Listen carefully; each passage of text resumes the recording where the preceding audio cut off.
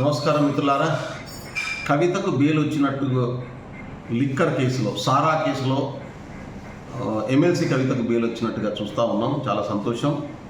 ఇది కేటీఆర్, హరీష్ రావు గారు ఢిల్లీలో ఉన్నటువంటి మొత్తం బీజేపీ నాయకుల కాలం చుట్టూ తిరిగి వాళ్ళు బెయిల్ తెచ్చుకోగలిగారు. ఇది ముందే స్పష్టంగా చెప్పాను నేను చాలాసార్లు.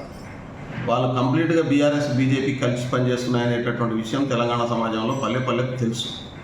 ఇవాళ బెయిల్ తీసుకోవడం కోసం పార్లమెంట్ ఎన్నికల్లో తమ పార్టీని చంపుకొని, లక్షలాది మంది కార్యకర్తల్ని చంపుకొని బీజేపీని గెలిపించడం కోసం 8 పార్లమెంట్ సీట్లు ఇచ్చిన దానికి ప్రతిఫలంగా ఇవాళ బెయిల్ వచ్చినటువంటి పరిస్థితి.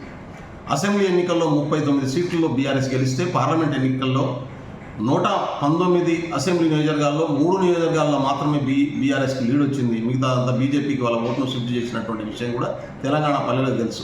ఆ కృతజ్ఞతా భావంతోనే ఇవాళ బీజేపీ కన్సర్న్తోని, సపోర్ట్తోని బిల్లు తెచ్చుకున్నారు. కాబట్టి బీజేపీ బీఆర్ఎస్ 2 జెండాలు కలిగినటువంటి, ఒకటే 2 నిర్మాణాలు కలిగి, ఒకటే లక్ష్యం కలిగినటువంటి పార్టీలు అనేటటువంటి విషయం మరొకసారి తెలంగాణ ప్రజలకు అర్థమైంది.